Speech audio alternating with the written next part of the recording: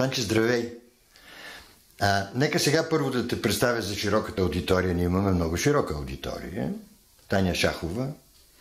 Танче, помняте, като беше студентка на Грети. Така, сама си кажи, ти си завършила актьорство майсторство във ВИТИС при... Маргарита Младенова и професор Николай Люцканов. Грети тогава беше Гретито. А когато бяха заедно с Рашко, им казахме Грешко. Грешко, да. Аз си спомням даже, че говореше се тогава, че от толкова много работа, толкова много всеотдайност това, което правите, защото вие бяхте велик клас. Няма да ги изреждам всичките, които сте в този клас. Владо Пенев, Марта Вачкова и останалите. Те останаха, така да се каже, в професията, но всичките останали са много достойни хора. Да, страхотен клас бяхте. И че ти един път си се обърнала към Грети с мамо. Стояхме от сутрин до вечер в този институт и беше така, точно така беше. Да. Аз бях и малка. Да. Истината е, че като че ли за цял живот остават тези срещи. Спомням си, че в училище аз срещнах Дилгеров, т.е. като ученичка той ме покани в своя филм. Тогава той беше голям и сега е голямо име в киното и да те поканят за главна роля като ученичка, това беше събитие, с което аз видях меда и живото на славата, да вървиш по улицата не представително, така да се каже, да казват това е Таня Шахова, глупости, шегуваш се. И това не ми хареса. Това ограничи много моята свобода и с това започна бавния път за моето разочарование от актьорското майсторство. Така, щях точно да ти задам въпроса. Какво те отклони от точно тази професия? Това, че не си свободен. Това, че трябва да вършиш работата, идеите, да реализираш текста, мислите, решенията на режисьор, на автор. Това изведнъж ми се оказа след много години, след много дълъг период при мене, недостатъчно. Аз исках вече... Това, че заедно с други хора трябва да работиш, това ми харесваше и даже ми се виждаше цяло чудо, че може да се обединяваме в нещо, което не е материално. Да не е. Това много ми харесваше, но не ми харесваше да седиме и някой да седи и да каже сега, тук, знаеш как ще го измислиш. И минават 15 минути и ти чакаш той да ти каже как ще го измислиш. Не исках това. Има хора родени за актьори, които им харесва да са тесто, да ги насочват, да ги водят, да се занимават с тях. Аз май не съм само актриса, даже никак не съм. И това кога го разбра? Това го разбрах, когато изведнъж застанах така като тебе, само че в началото застанах зад микрофон и започнах да правя за радиото едни пиеси, мога да ги нарека така, които са от записи. Баба, леля, дядо и така нататък. След това се затварях, започвах монтаж и се образуваше нещо много интересно. Едното беше задушници, другото беше 20 години по-късно хора, които имат записи като деца и след това сега и ги коментират. И третото беше... направих доста неща и много ми хареса. Аз съм писала винаги. Аз съм писала още от 20 не знам колко годишна, като винаги съм харесвала страшно много хората, които пишат стихове. И освен моите опити в първи клас, които изпращах в работническо дело, и се чудих защо не ме ги публикуват, никога повече не съм писала стихове и не желая. Много трудна работа е тая да разбере, да се създаде критерии. Хората смятат, че той е художник, ама той е писател, ама той е артист. Ама какъв точно? Това е най-важното. Какъв точно? Защото обичам като тръгна из София и знам хиляди истории от баби. Аз обичам да слушам истории и да разказвам такива, но предпочитам, разбира се, да слушам. Има един Даф Архи, много известен обущар, който имал син. И този син страшно го влече, но това става дума на 1910, нали? Страшно го влече да пише стихове. И писал, а тогава обувките са били нещо много скъпо. Сина на обущаря. Сина на обущаря го влече да е поет. И цялата преса е залята с негови стихове, те са много съмнителни и лошо качество, но той им подарява обувки. Ето, бащата, за да е щастлив сина. Знаеш колко такива истории има? Безкрайно много. Да. И са безкрайно интересни. Това значи, че все пак писането ти е отдавна. Да, но понеже сега се занимавам с биографията на Димитър Талев и за разлика от много мои познати, аз много се страхувам да публикувам. Сега предстои, дори не смея да го нарека роман, наистина не смея. Германката. Моята германка ще излезе най-сетне, а тя е написана преди много, ама наистина много години.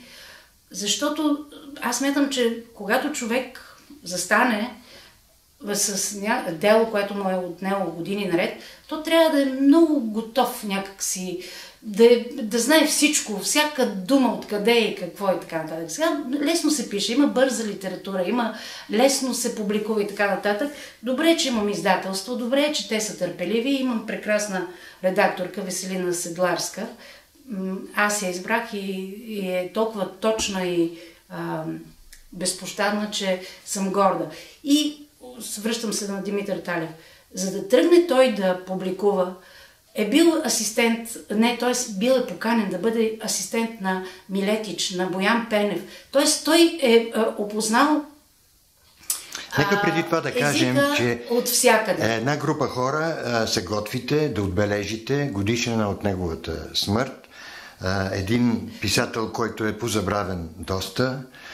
И вие сега искате да извадите... Точно така. Димитър Талев едва ли е забравен, но по-страшното е, че ще бъде припознат не като българския Димитър Талев, а като македонския. Това е тази история. Ще го честват кой знае как. И за това... не за това. Те след този гаф, който направиха, може би сега няма да се решат чак до там да... Не знам. Но Министерството на културата подкрепя това честване. Ние сме много горди от това, че сме допуснати да се занимаваме с тази тема. И ще има на 12 октомври, точно на датата на смъртта му, в Народния театър. И тепърва ще има организации, ще те държиме в течение. Така, хубаво. Това е прекрасно, което е. Този човек, за да седне да пише, е опознал чисто научна работа, много по-научна от който и да е историк. Всичко. Произхода на думата, етимологията на някакъв израз, мелодиката на еди кой. Страшно научна работа. Ние, разбира се, чудесно е всеки да мисли, че е неповторим, че е страхотен, че може веднага неговата единствено чувствителност да бъде заявена и да бъде заразителна и така нататък, но си е голяма отговорност според мен.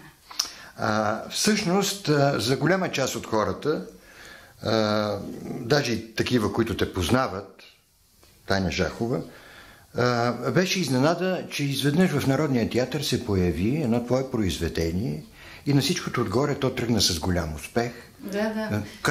Как стигна до това? Защото това е много, как да кажа, друго е да седнеш германката, един роман, който може да си измислиш, а тук боравиш с стойности, с две от големите ни поетеси.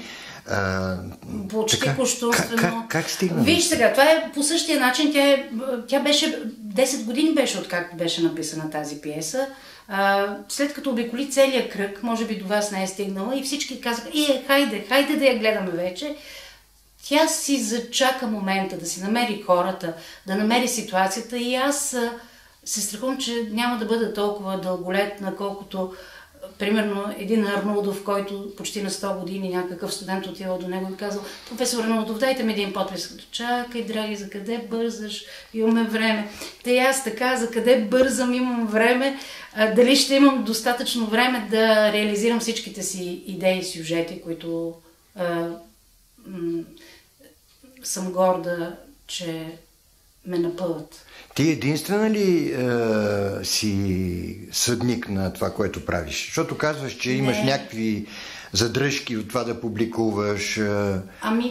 Аз мисля, че има такова поле от книги, море или океан, че за да се заявиш, да кажеш, то трябва поне освен мене и роднините ми да има още някаква необходимост. Не само аз, не, напротив. Ето сега, това беше първия... бях я изпращала на няколко издателства. Те казаха, че предстои разглеждане, а едно ми каза, че не се интересува. И понеже подозирам, че ще има успех, подобно на две, германката, мисля, че Агата е добър избор, и мой, и техен. Така или иначе, ти дълбоко в себе си театрал, независимо от това, че пишеш. Кажи ми, моля ти се, няколко приказки, защото аз всички колеги питам за организация на театъра, реформи, това, което се случва и така нататък, но ето тебе те питам за българската драматургия. Спомняш си в уния години какви гиганти драматурзи имахме, които... Ние имаме още... Ами как... аз говоря... Ти знаеш ли колко интересен автор е Христо Бойчев? Аз паднах.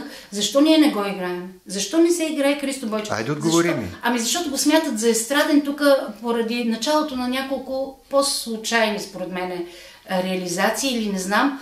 Той е един автор, който не случайно се играе. Станислав Стратиев. Значи Христо Бойчев и Станислав Стратиев в началото най-много. Това са хора, които се играят. Виж, нищо не мога да кажа за драматургията, защото трябва да я има и трябва да има любопитство. Има ли? Ето виж, трети сезон в 2 има, слава Богу, има успех, няма билети за 2, играе се по 3 пъти в месеца. И аз съм... Не е заради мен, това е заради Бойка Велкова, Мария Кавърджикова, заради Елисавета Багряна и Дора Габе. Но факт има... Това е заглавието на твоята пиеса. Да. Но има любопитство от български сюжет, от неща, които дори да са в миналото, сега се отнасят за мен, за теб, за хората. Мисълта ми беше, че в уния години, ти спомена имена Стратиев, да речем, в уния години авторите трябваше да пишат въпреки всички ограничения, които така онази стара система налагаше и така нататък. А сега, когато словото е свободно, големите ни драматурзи къде са? Мисля, че голямото... Къде са големите опери? Къде са големите... Тоест, ние да се примирим, че това е една класика и... Не, няма да се примирим с това. Шостакович, който през година лично от Сталин, който му е казал, ти си най-гениалния, за това какви са тия глупости и така нататък, не е обръщал внимание какво се казва. Той просто е писал. Какво ли не му се е случило в живота? Знаеш прословутата Ленинградска симфония, както са събирали от болници, от лазарети, да направят цивилизация. От Шостакович да стигнем до процента, който е нищожен за култура. Аз не казвам, че като ни дадат по-голям процент, изнъж се появят повече автори. Ама в спорта е същото. Като няма деца, които да тренират, как ще излезат шампиони? Като няма добро образование, като няма културна среда, която да разбира и да иска, как ще излезат добрите автори или актьори? Така де, ти го обясни. Това, което исках да знам. Това е така. И последно, за театъра, просто какво мислиш? Наистина почваме с прословутия процент, той трябва да е друг. Мислиш ли, че липсата на средства, недостига на средства, така е голямата причина за състоянието? Аз не искам да ходя и да гледам в театъра хора, които са бедни и гладни. Не искам, аз имам достатъчно проблеми, не искам да ме занимавате с вашите. Аз искам да гледам искам да съм с мъка да съм отишла на театър, т.е. да съм дала 30 лева и да знам, че отивам и да се случи случката и да сме горди от това, че ти си стойностен човек, аз съм стойностен човек и има среща. Когато се държат едни маргинализирани благодаря, хора, тогава те им стават по-дребни... Не мисля, че им стават по-дребни проблемите. Не искам да се занимавам с техните проблеми. Жал ми, те трябва да си разрешат проблемите, трябва да са здрави, да са с хубави зъби, да са добре гледани. А това вече е работа на културната политика. Не може нахални момчета, които да имат позиция, говоря за управляващите, Той другия краде, па уния как крадяха, па аз защо сега няма. Не е това позиция, защото ти, драги ми депутати, като излезеш и като видиш бедно, неграмотно, гладно, мъчено дете. Добре, Танче, разбрахте. Благодаря ти за това интервю. Ще се оправим, бе? Да. Трябва да мине време просто. Трябва да мине време. Аз съм бил оптимист. Така и... Бъди здрава и успех ти желая от тук нататък.